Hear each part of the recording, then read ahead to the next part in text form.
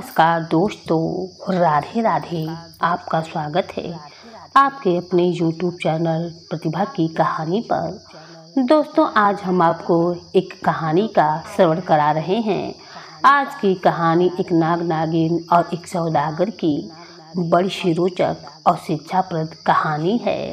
कौन सी स्त्रियों के साथ रहने से व्यक्ति को जीवन में धोखा मिलता है और कौन सी स्त्री मनुष्य को कंगाल बनाने के लिए आती हैं और कौन सी स्त्री के आने से मनुष्य की जिंदगी स्वर्ग बन जाती है। दोस्तों, इसी पर आधारित ये कहानी है। इस कहानी से आपको बहुत कुछ सीखने को मिलेगा, इसलिए आपसे अनुरोध है कि इस कहानी को ध्यानपूर्वक सुने। प्राचीन समय की बात है। एक प्रांत में चंपकपुरी नाम की एक बहुत ही सुंदर नगरी हुआ करती थी। उस राज्य का राजा बड़ा ही प्रतापी राजा था, जो सदैव अपनी प्रजा के हित में काम किया करता था। उसके द्वार पर किसी तरह की आस लेकर आने वाला व्यक्ति कभी भी निराश नहीं जाता था। राजा हर प्रकार से उसकी सहायता किया करता था। चारों तरफ राजा की खूब प्रशंसा होती थी। एक दिन की बात है, राजा के मन में विचार आया कि आज मुझे आखेट के लिए जाना चाहिए। उस राज्य के जंगल में कुछ ऋषि मुनि तपस्या किया करते थे। कुछ दिन पहले राजा के पास कुछ ऋषि मुनियों ने आकर शिकायत की थी कि राजन, इस जंगल में एक राक्षस भी रहा करता है और राक्षस प्रतिदिन निर्दोष ऋषि मुनियों का हरण कर लेता है और उन निर्दोष ऋषि मुनियों को मारकर खा जाता है। यह बात जब राजा ने सुनी तो अपने सेवकों को बुलाया और सेवकों से कहा कि हम मेरे लिए एक सुंदर सा तेज दौड़ने वाला घोड़ा तैयार करो और आज हम आखेट के लिए जंगल में जाएंगे और यदि हमें वह राक्षस मिला तो आज हम उसका वध कर देंगे। राजा के सैनिकों ने सुंदर सा घोड़ा तैयार कर दिया और उसके बाद राजा उस घोड़े पर सवार होकर आखेट के लिए उस जंगल की ओर निकल पड़ा। उस जंगल में एक राक्षस और उसकी बेटी रहा करती थी। उसकी बेटी अपने पिता के लिए भोजन का प्रबंधन किया करती थी, क्योंकि उस दुष्ट राक्षस के हाथ पैर नहीं थे। वह एक गुफा में पड़ा रहता था और उसकी जो लड़की थी वह यात्रियों को अपना सुंदर रूप दिखाकर लुभाती थी। साधु संतों को बहाना बनाकर उनसे शादी की बात कहकर गुफा के अंदर बुलाकर ले जाती थी और गुफा के अंदर पहुंचने पर वह दुष्ट राक्षस उन्हें मारकर खा जाया करता था और कामी पुरुष उन पर आसक्त होकर उसके साथ चलने को राजी भी हो जाता था। वह हर रोज नए नए राहगीरों से मिलती थी और उनसे कहती थी कि तुम मेरे पिता के पास चलो, मैं तुम्हें शादी करने के लिए अपने पिता के पास ले जाना चाहती हूँ और वहाँ उनको लेकर के जाती थी। तब तक रात्रि हो जाती थी, क्योंकि दिन में यदि कोई यात्री उस गुफा में प्रवेश करता था तो वह दूर बैठा हुआ दुष्ट राक्षस उन्हें दिख जाता था। इसीलिए रात्रि का फायदा उठाकर उन व्यक्ति को गुफा के अंदर ले जाती थी और गुफा के अंदर बहुत ही सैकड़ों मार्गों से निकलती थी। उसी सैकड़े मार्ग पर उसका पिता बैठा होता था। इसी प्रकार वे दोनों मिलकर मनुष्य को मारकर खाते थे। इस तरह करते करते उन दोनों का काफी समय व्यतीत हो गया। अब राजा भी इसी जंगल में जा पहुंचा, जिस जंगल में वह राक्षस रहा करता था, जो रोज लोगों को अपना शिकार बनाता था। जैसे ही राजा ने उस जंगल में प्रवेश किया तो दुष्ट राक्षस को मानो की खुशबू आने लगी और अपनी पुत्री से बोला, बेटी, आज कोई मनुष्य इस मार्ग से निकल रहा है, तुम शीघ्रता से जाओ, मुझे बड़ी खुशबू आ रही है और ऐसा लगता है कि आज तो हमें भरपेट भोजन मिलने वाला है। कोई जवान हष्ट-पुष्ट व्यक्ति मालूम पड़ता है जो इस मार्ग से निकलकर जा रहा है। तुम जाओ और उसे अपने रूप के जाल में फंसाकर मेरे पास ले आओ। जब उसकी पुत्री ने अपने पिता की बात सुनी तो उसने एक बहुत ही सुंदर अप्सरा का रूप बनाया। ऐसा लग रहा था कि कोई अप्सरा जमीन पर आकाश से उतर आई हो। वह राक्षसी परम सुंदरी बनकर 16 श्रृंगार करके मतवाली चाल चलती हुई उसी जंगल में चली जा रही थी। उधर से राजा अपने घोड़े पर सवार होकर चल रहा था। उसी राक्षसी ने दूर से ही देख लिया कि उसके पिता का भोजन एक घोड़े पर सवार होकर उसकी तरफ आ रहा है। देखने से लगता है कि कोई किसी देश का राजा है। फिर जो भी हो, आखिर है तो इंसान ही, और राजा का मांस तो और भी ज़्यादा स्वादिष्ट लगेगा। उसी जंगल में एक विशाल बरगद का वृक्ष भी हुआ करता था। उसी बरगद की जड़ में एक नाग और नागिन का जोड़ा भी रहता था। नाग और नागिन जानते थे कि इस जंगल में एक राक्षस और उसकी एक पुत्री है जो लोगों को अपने रूप से लुभाती है और अपने पिता के पास ले जाती है। आज उन्होंने राजा को जब उस जंगल में घोड़े से टहलते देखा तो नागिन अपने पति से कहने लगी, स्वामी, चंपकपुरी का राजा बहुत ही धर्मात्मा है और वह आज इस जंगल में घूम रहा है। कहीं ऐसा न हो कि ये राक्षस पुत्री राजा को ही अपने जाल में फंसा न ले, इसलिए हमें राजा की रक्षा करनी चाहिए। वे दोनों नाग और नागिन लोगों को बचाने का प्रयास तो बहुत करते थे, पर लोग उनकी बातें नहीं मानते थे क्योंकि सर्प होने के नाते भग जाते थे। इधर क्या होता है, वह स्त्री सुंदर सा रूप बनाकर चली आ रही थी। उधर से राजा घोड़े पर सवार होकर चले आ रहे थे। उस सुनसान जंगल के बीच वह राक्षस पुत्री राजा के मार्ग में खड़ी हो जाती है। जब राजा का ध्यान उस राजकुमारी जैसी सुंदर स्त्री पर गया तो राजा उसकी सुंदरता पर मोहित हो गया और कहने लगा कि सुंदरी, तुम कौन हो और इस सुनसान जंगल में क्या कर रही हो? तुम्हारे साथ तो कोई पुरुष भी नजर नहीं आ रहा है, फिर अकेली इस सुनसान जंगल में यहाँ क्यों भटक रही हो? यहाँ तो तुम्हें कोई मार देगा, तुम्हारे प्राणों को खतरा है। तब वह लड़की कहने लगी, आप मेरी चिंता मत करो, मैं तो बचपन से ही इस जंगल में पली और बढ़ी हूँ, क्योंकि मेरे पिता इस जंगल में रहकर तपस्या करते हैं। वे एक गुफा में बैठकर भगवान की आराधना करते हैं। मुझे आप यह बताओ कि क्या आप किसी देश के राजा हैं?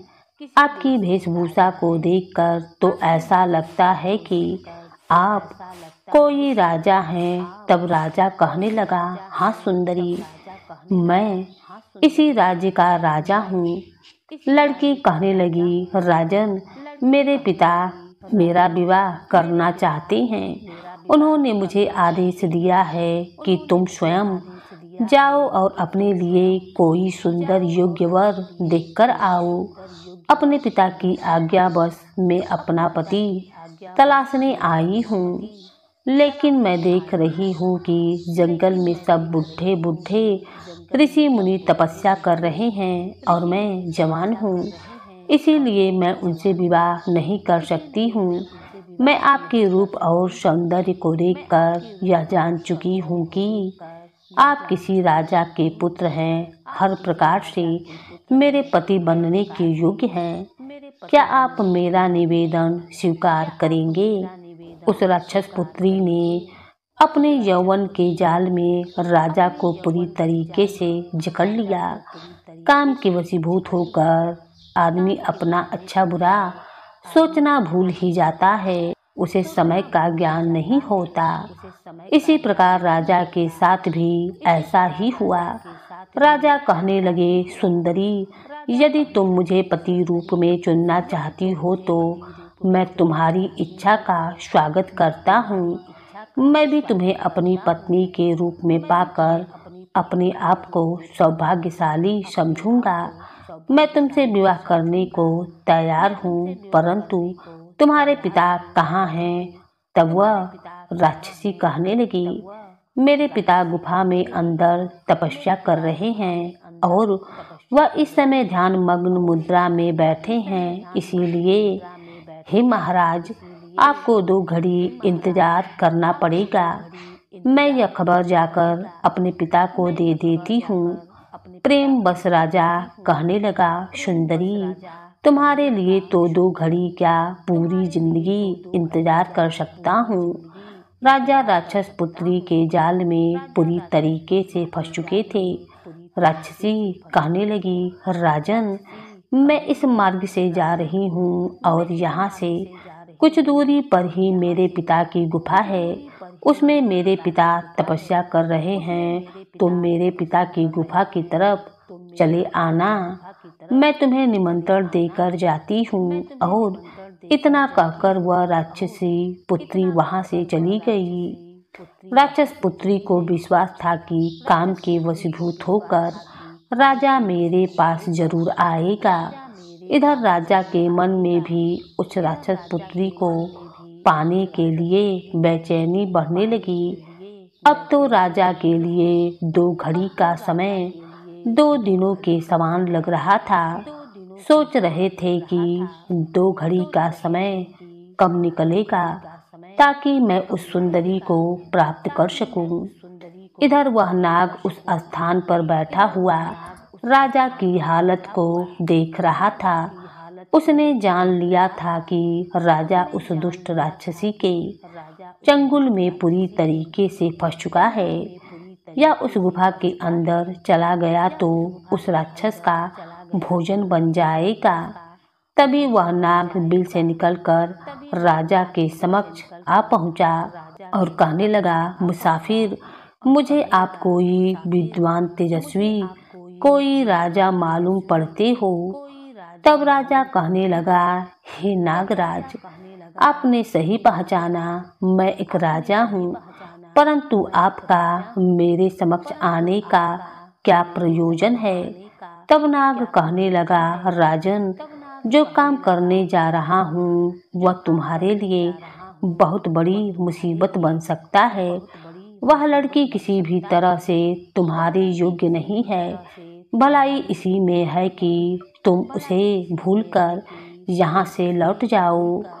नाग की बात सुनकर के राजा कहने लगा, नागराज, क्या तुम्हारी बुद्धि मारी गई है जो तुम मुझसे ऐसा कह रहे हो? तब नाग कहने लगा, राजन, क्या तुमने उस स्त्री के कुल खानदान का पता लगाया है? क्या उसके गोत्र के बारे में तुम जानते हो? उसकी क्या जाति है? क्या तुम यह सब बातें जानते हो? राजा बोला, नहीं, मैं उसके बारे में इतना सब तो नहीं जानता हूँ, परंतु इतना जरूर जानता हूँ कि वह जैसी भी है मेरे योग्य है। तब नागराज बोले, राजन, इस समय आप काम के वशीभूत हो और मैं जानता हूँ कि इस समय आपको मेरी बातें बुरी लग रही होंगी। हे राजन, कामी पुरुष को, लोभी पुरुष को, मूर्ख को और क्रोधी पुरुष को अपने हितैषी का भी समझाना बुरा लगता है। इसीलिए हे राजन, मैं आपका शत्रु नहीं हूँ, आपका हितैषी हूँ। कहते हैं कि जिस औरत के कुल का, खानदान का पता न हो तो उस स्त्री के मोह में पड़ना उस पतंगे के समान होता है जो दूर से जलती हुई अग्नि को भी देखकर उसमें मरने के लिए पहुंच जाता है और उसमें जाकर अपने प्राणों की आहुति दे देता है। हे राजन, जैसे बहते हुए जल में जल की गहराई का पता नहीं होता, ऐसे जल में कूद के नहाने वाला व्यक्ति मूर्ख समझा जाता है। उतना ही मूर्ख वह व्यक्ति भी होता है जो नारी के जाल में फंस जाता है। राजा कहने लगे कि आप कहना क्या चाहते हैं, मैं कुछ समझा नहीं। तब नागराज कहने लगे, तुम जिस स्त्री के बहकावे में आकर उससे विवाह करना चाहते हो, क्या वह स्त्री सौदागर की पत्नी के समान सुंदर है? क्या वह उसके समान सुशील है? क्या उसके समान चतुर है? राजा बोला, कौन सौदागर? मैंने किसी सौदागर की स्त्री के बारे में नहीं सुना। आखिर कौन है यह सौदागर की पत्नी? नागराज बोले, राजन, यदि तुम सौदागर की पत्नी के बारे में जानना चाहते हो तो तुम्हें मेरे पास ठहर कर मेरी बातें सुननी होगी। अब तो राजा को उस नाग की बातों को सुनने की इच्छा हुई। कहने लगा, नागराज, मुझे सौदागर की पत्नी के बारे में सुनाइए। तब नागराज बोला, राजन, मैं आपको सौदागर की दास्तान 2 घड़ी के बाद सुनाऊंगा। अभी दिन का समय है और दिन में कहानी सुनना अच्छा नहीं लगता। मैं तुम्हें यह कहानी शाम को सुनाऊंगा। इतना कहकर के नागराज अपने बिल के अंदर चला गया। अब तो राजा दुविधा में फंस गया, क्योंकि 2 घड़ी के बाद उसने राक्षसी से गुफा में आने का वादा किया था और इधर नागराज ने 2 घड़ी के बाद सौदागर की पत्नी की कथा सुनाने का समय दिया था।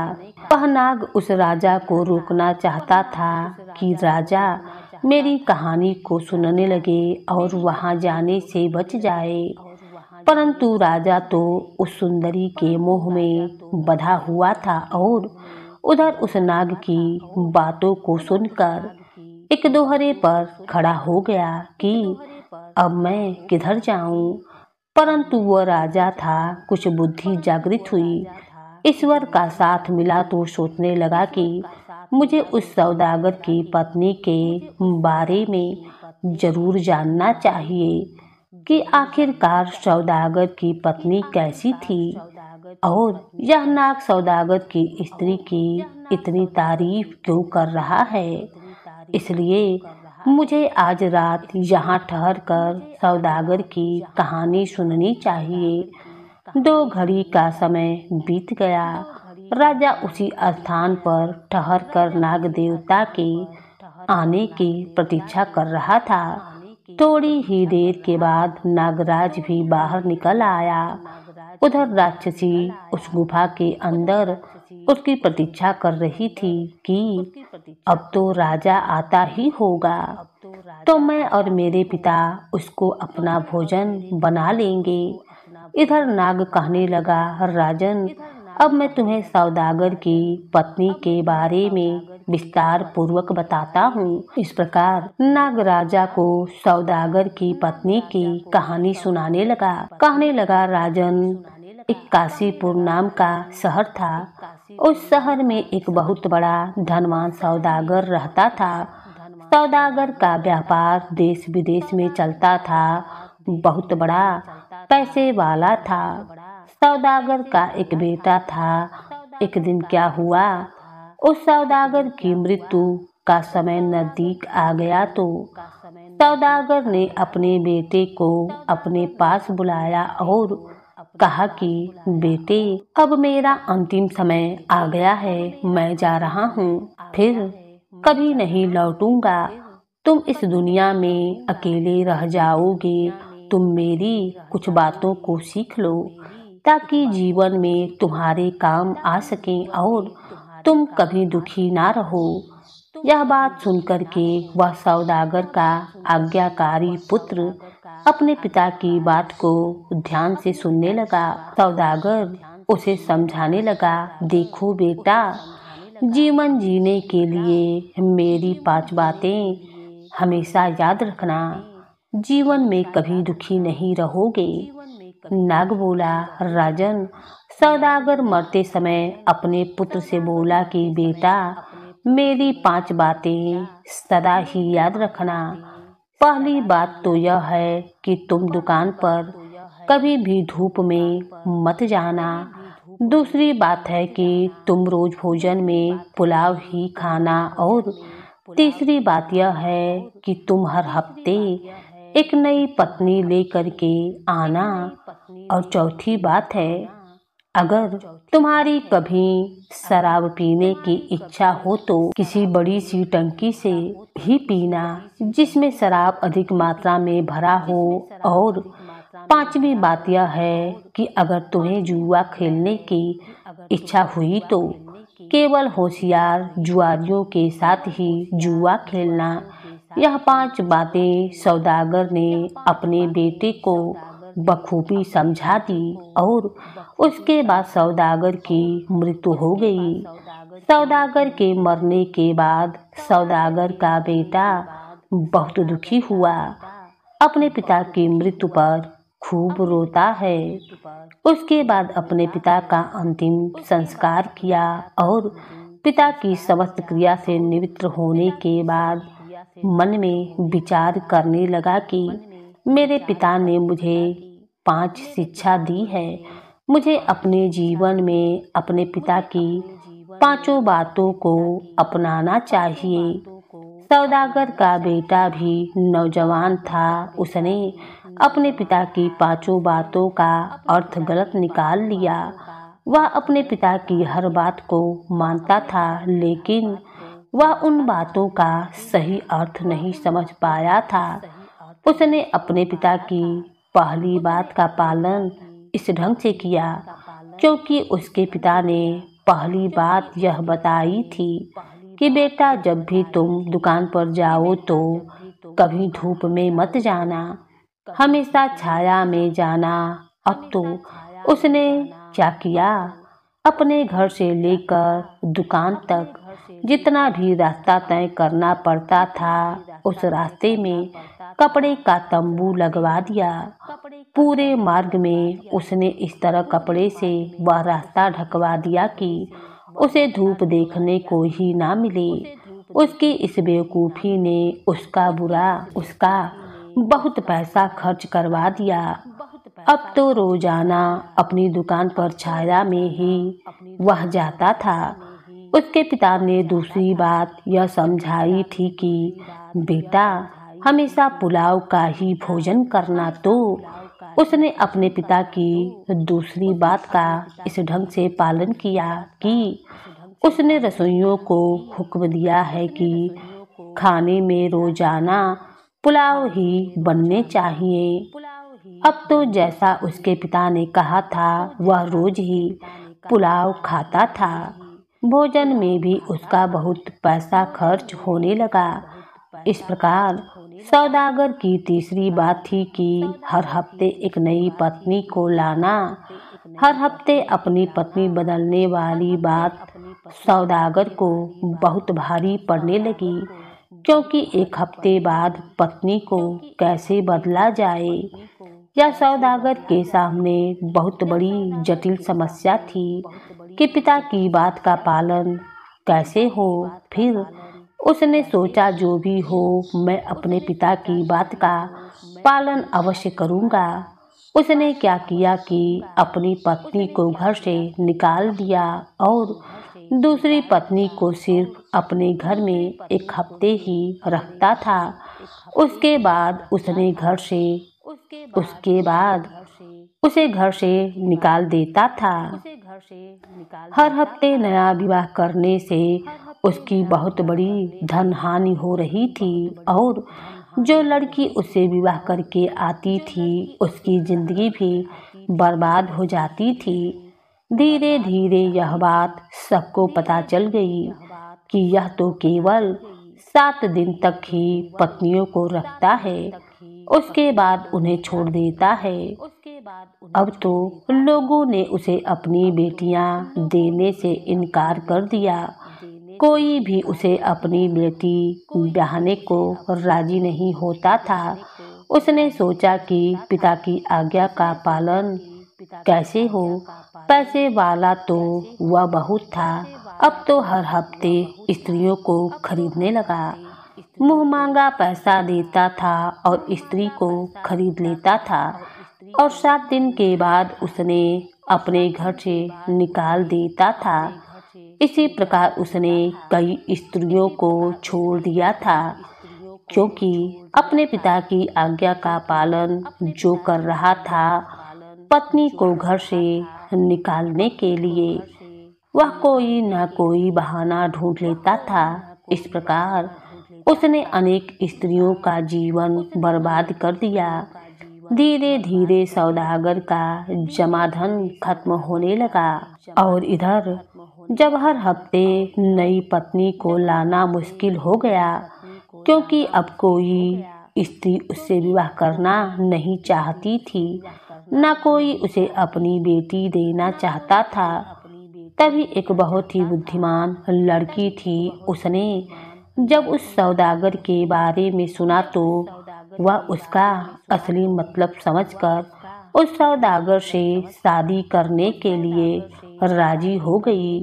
इस प्रकार सौदागर से विवाह करके उसकी पत्नी बन बैठी। वह जानती थी कि 7 दिन के बाद यह मुझे घर से निकाल देगा, फिर भी उसने जानबूझकर उसके साथ विवाह किया।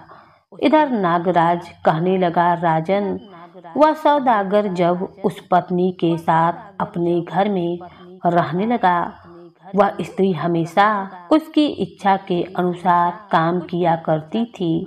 हर काम को उसके कहने से पहले ही करके रख देती थी। उसने कभी सौदागर को शिकायत का अवसर नहीं दिया था, ताकि वह गुस्सा कर सके और उसे घर से निकाल सके। धीरे धीरे 6 दिन व्यतीत हो गए। सप्ताह के आखिरी दिन सौदागर को उसे घर से बाहर निकालना था। सौदागर ने उसे शाम के खाने के लिए मछली का पुलाव बनाने को कहा। उसका इरादा था कि भोजन में कमी निकालकर असंतुष्ट होकर वह अपनी पत्नी को घर से निकाल देगा। सौदागर की पत्नी ने क्या किया, शाम की भोजन के लिए मछली का पुलाव तैयार किया। बाजार से 2-3 तरह की मछली लेकर आया और शाम को उसने उसको अलग अलग तरीके से पकाया। कुछ मसालेदार, कुछ बिना मसाले की, कुछ चीनी के साथ, कुछ नमक के साथ और कुछ। शाम को जब सौदागर घर लौटा तो उसका खाना तैयार था। उसने जोर से चिल्ला करके पूछा, क्या खाना तैयार है? तो उसकी स्त्री ने कहा, हाँ, खाना तैयार है। यह कहकर उसने एक मीठे पुलाव की प्लेट अपने पति के सामने रख दी। पुलाव को देखकर उसने गुस्से से कहा कि यह क्या किया, मुझे तो नमकीन पुलाव चाहिए था। उसकी पत्नी बोली, मुझे पता था कि आपको मीठा पुलाव पसंद नहीं आएगा, इसीलिए मैंने आपके लिए नमकीन पुलाव भी बनाया हुआ है। इतना कहकर उसने नमकीन पुलाव की प्लेट उसके आगे रख दी। फिर सौदागर को कोई बहाना नहीं मिला तो उसने मछलियों में कमी निकाल दी। कहने लगा, मैं तो दूसरे किस्म की मछली खाता हूँ। जब उसने इतना सुना तो उसके कहने से पहले ही उसने दूसरे किस्म की मछलियाँ उसके आगे परोस दी। उसके बाद उसने अपनी पत्नी से आगे कुछ नहीं कहा। उसने 2-3 प्लेट में से कुछ खाना खाया और सोने के लिए चला गया, क्योंकि पत्नी को घर से भगा न सका। सुबह होते ही उसकी पत्नी ने कहा कि आज मैं अपने पिता के घर जाऊंगी और तुम्हें भी मेरे साथ चलना पड़ेगा। पिता के घर हम दोनों लोग दिन भर रहेंगे और शाम को अपने घर वापस लौट आएंगे। यह सुनकर सौदागर बड़ा प्रसन्न हुआ। सोचने लगा कि यह इसने अच्छा तरीका बता दिया है। मैं इसे इसके पिता के घर पर ही इसे छोड़कर चला आऊँगा। अगली सुबह सौदागर और उसकी पत्नी अपने ससुराल को जाने के लिए तैयार हो गईं। उसकी पत्नी जब अपने गांव में पहुंची तो वहां जाकर उसने अपने माता पिता से कहा कि यह व्यक्ति बेवकूफ़ है, परंतु मैं इसे मेरे हिसाब से समझा लूँगी। आप ऐसा करें, इसके खाने के लिए आज कुछ नहीं बनाएं, केवल पूड़ियाँ बनाएं। पूरियों के साथ सब्जी भी नहीं होनी चाहिए। उसकी माता ने कहा कि तुम क्या कह रही हो? हाँ माँ, मैं ठीक कह रही हूँ। आप खाने में केवल पूड़ियाँ ही बनाइए। अब तो ससुराल में केवल उसके लिए पूड़ियाँ बनाकर रख दी गईं। अब तो ससुराल में उसके केवल उसके लिए पूड़ियाँ बना करके रख दी गईं। कुछ घंटे के बाद वह अपने पति को एक कमरे में ले गई और उसको बिठाकर उससे कहा कि आप यहाँ बैठकर शाम के खाने का इंतज़ार करें, खाना जल्दी ही तैयार होने वाला है।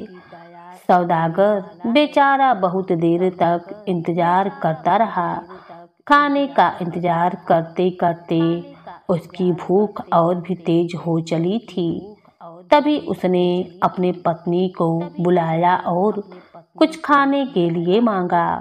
उसकी पत्नी कहने लगी कि हम लोग कुछ और मेहमानों का इंतज़ार कर रहे हैं। लगता है उन मेहमानों को कहीं मार्ग में देरी हो गई है, इसलिए अब तक नहीं पहुँचे हैं। सौदागर कहने लगा, मुझे खाने के लिए कुछ और लाओ। मुझे तुम्हारे मेहमानों के साथ खाने में कोई रुचि नहीं है। पत्नी बोली, ठीक है, अभी केवल पूड़ी ही बनी है, खाने के लिए कुछ और नहीं है। अगर आप खाना ही पसंद करें तो मैं अभी तुम्हारे लिए पूड़ियाँ लेकर के आती हूँ। सौदागर कहने लगा, ठीक है, तब तक केवल पूड़ियाँ ही ले आओ। अब तो सौदागर बिना सब्जी के पूड़ी खाने लगा। सौदागर को उन पूड़ियों में इतना स्वादिष्ट आया कि इतना तो कभी पुलाव में भी नहीं आया था, क्योंकि वह रोजाना पुलाव खाकर ऊब चुका था। मौका देखकर उसकी पत्नी बोली, अब आप घर में रोज पुलाव क्यों खाते हो? तब सौदागर कहने लगा, मैं अपने पिता के वचन का पालन करता हूँ। मरते समय मेरे पिता ने मुझे ऐसा करने के लिए कहा था। पत्नी समझ गई। पत्नी बोली, आपने उनके कहने का मतलब गलत समझा है। नहीं, मैंने कोई गलत मतलब नहीं समझा। मेरे पिता ने मुझे 5 सलाह दी थी। उसके पिता ने जो कुछ भी उसको सलाह बताई थी, वह 5 बातें सौदागर ने अपनी पत्नी को सुना दी। सुनकर पत्नी बोली, इसीलिए तुम हर हफ्ते एक नई पत्नी बदलते हो? पत्नी बोली, तुम अपने पिता की बातों का सही अर्थ नहीं समझ पाए। इस तरह से जीने का रास्ता आपको बर्बाद कर देगा। इधर नाग उस राजा से कहने लगा, राजन, उस सौदागर की चतुर पत्नी अपने पति से कहने लगी कि आपके पिता ने आपसे कहा था कि तुम जब भी अपने दुकान पर जाओ तो छाया में ही जाओ। उनकी बातों का मतलब यह नहीं था कि आप उस दुकान का मार्ग कपड़े से ढकवा दें। उनका मतलब यह था कि आप अमीर और पैसे वाला बनना चाहते हैं तो सूरज निकलने से पहले ही दुकान पर पहुंच जाएं और सूरज डूबने के बाद वापस अपने घर लौट आया करें। तब दुकान जल्दी खुलेगी और शाम को देरी से बंद होगी तो आपको बहुत अच्छा मुनाफा होगा। तुमने तो लाखों रुपए तंबू लगवाने में खर्च कर दिए और तुम्हारे पिता ने कहा था कि रोजाना पुलाव का भोजन ही करना। तो इसका मतलब यह नहीं था कि आप रोजाना मछलियों का पुलाव खाएं। उनका मतलब यह था कि आप खाना उतना ही खाएं जिससे आपकी भूख मिट जाए। हर समय खाते रहने से पेट खराब हो जाता है। भूख लगने पर ही भोजन करने से भोजन कभी नुकसान नहीं करता है। आप तो रोजाना पुलाव खाकर बीमार होने लगे हो। आपने इस बात का अर्थ भी गलत ही लगाया है। आपके पिता ने तीसरी बात आपसे कही थी कि हर सप्ताह नई पत्नी से शादी करना। इसका मतलब यह नहीं है कि तुम हर हफ्ते एक नई लड़की का जीवन बर्बाद करो और अपनी पहली वाली पत्नी को छोड़ दो। तुम्हारे पिता का मतलब यह था कि हर समय पत्नी के पास मत पड़े रहना, हर हफ्ते एक बार जाना। हर समय पास रहने से प्रेम घटता है। सप्ताह में अपनी पत्नी के पास जाने से अपनी पत्नी ऐसी लगती है जैसे आज ही उससे शादी हुई है। एक सप्ताह के बाद उसे मिलेगी तो वह भी आपको बहुत सम्मान देगी। सौदागर ने जब अपनी पत्नी की बातें सुनी तो उसे अपने पिता की बातों का सही मतलब समझ में आ गया। वह अपनी पत्नी से कहने लगा, हे सुंदरी, आज तुमने मेरी आंखें खोल दी, वरना मैं तो अपना सारा धन भी बर्बाद कर देता और न जाने कितनी लड़कियों का जीवन खराब कर दिया हूँ। मुझे इस बात का बड़ा ही अफसोस है कि मैंने अब तक जो किया है वह बहुत गलत किया है। तुमने मुझे जीवन जीने के मार्ग पर ला दिया है और यह बता दिया कि जीवन कैसे जिया करते हैं। उन्होंने मुझसे कहा था कि जब शराब पीने की इच्छा हो तो टंकी से शराब पीना जिसमें अधिक शराब हो, और दूसरी बात उन्होंने यह कही थी कि जब भी जुआ खेलने की इच्छा हो तो बड़े जुआरियों के साथ ही जुआ खेलना। इन दो बातों का क्या मतलब है? उसकी पत्नी बोली, अब मैं तुम्हें दोनों बातों का मतलब रास्ते में चलकर समझा दूंगी। पहले मेरे पिता से घर चलने की आज्ञा ले लो। इधर नाग कहने लगा, राजन। इस प्रकार वह सौदागर अपनी पत्नी के साथ अपने घर को चल दिया। रास्ते में एक जुआरी का घर पड़ता था। सौदागर की पत्नी सौदागर को लेकर वहां पहुंच गई। उसने हर मौजे पर होती हुई चालाकियां और छल प्रपंचों को बहुत अच्छे तरीके से समझाया और उन लोगों से मिलाया जो बहुत बड़े जुआरी थे, जिन्होंने अपना सब कुछ गंवाकर सड़क पर आ चुके थे। सौदागर की पत्नी बोली, आपके पिता का यही मतलब था कि आपकी जब भी जुआ खेलने की इच्छा हो तो आप इन बड़े जुआरियों को देख लेना, उनके पास बैठना, उनसे पूछना कि आप बर्बाद कैसे हुए। आपके पिता यही चाहते थे कि आप यह सब देखें और आखिरकार उनकी जिंदगी कितनी खराब है। आपने उनका गलत अर्थ निकाल लिया। उसके बाद सौदागर की पत्नी अपने पति को लेकर के शराब खाने पहुंची।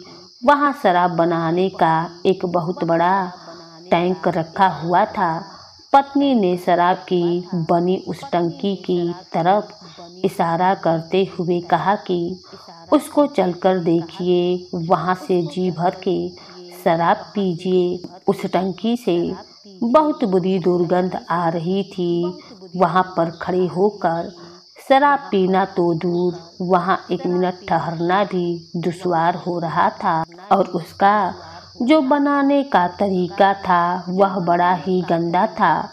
उसको देखकर के सौदागर नीचे उतर आया। कहने लगा कि मैं यह शराब नहीं पी सकता हूँ। उसकी पत्नी बोली, यही तो तुम्हारे पिताजी कहना चाहते थे कि इसलिए अपने टंकी से शराब पीने के लिए कहा था। कि ताकि तुम समझ जाओ और जीवन में शराब का सेवन ना करो। नाग कहने लगा, राजन, आपकी पत्नी के मुख से अपने पिता की 5 बातों का मतलब समझने के बाद सौदागर अपनी पत्नी से क्षमा मांगने लगा और कहने लगा कि तुमने मेरे जीवन में आकर मेरा जीवन धन्य कर दिया है, मुझे सही रास्ते का ज्ञान करा दिया है, वरना अब तक तो मैं बर्बाद हो ही गया था। न जाने कितने धन मैंने बर्बाद कर दिया, कितनी स्त्रियों को अपने घर से भगा चुका हूँ। तुम्हारी जैसी स्त्री जिस घर में होगी उस घर का कभी बुरा नहीं हो सकता। इस प्रकार सौदागर अपनी इस पत्नी के साथ हंसी खुशी से रहने लगा। इधर नाग राजा से कहने लगा, राजन, जब तुम्हें इस प्रकार की पत्नी मिल जाए जो आपको आपकी हर बात समझा सके, तब तुम विवाह कर लेना। अगर तुम किसी स्त्री के रूप यौवन के जाल में फंस गए तो समझ लेना तुम बहुत बड़ी मुसीबत में फंस सकते हो, क्योंकि जो स्त्री गुण और विचारों से सुंदर होती हैं वह स्त्री सबसे अधिक सुंदर होती है। रूप का माया जाल तो मनुष्य को मुसीबत में डाल देता है। जो स्त्री बहुत अधिक सुंदर हो उनसे बचकर रहना चाहिए। कई बार ऐसी स्त्रियों के जाल में फंसने के बाद मनुष्य जीवन भर रोता है। नाग कहने लगा, राजन, जो स्त्री क्रोधमुखी हो उस स्त्री से सदैव ही दूर रहना चाहिए। क्रोधमुखी स्त्रियां सदैव अपने पति को अपनी कटुवाणी से चोट पहुंचाती रहती हैं। जिस घर में मूर्ख मित्र होता है, जवाब देने वाला नौकर होता है और घर के अंदर सांप रहता है तो उसकी तो मृत्यु कभी भी आ सकती है। तो दोस्तों, इस प्रकार नाग ने राजा को सौदागर की पत्नी की कहानी सुनाई और कहानी सुनते सुनते प्रातःकाल हो गई। नाग यही तो चाहता था कि राजा का जो समय है वह यहीं पर बीत जाए और वह राक्षसी के पास जाने से बच जाए। नागराज अपनी सोच में सफलता हासिल कर चुका था। राजा कहानी सुनकर अति प्रसन्न हुआ और नाग की बातों से प्रभावित होकर अपने राज्य को लौट गया।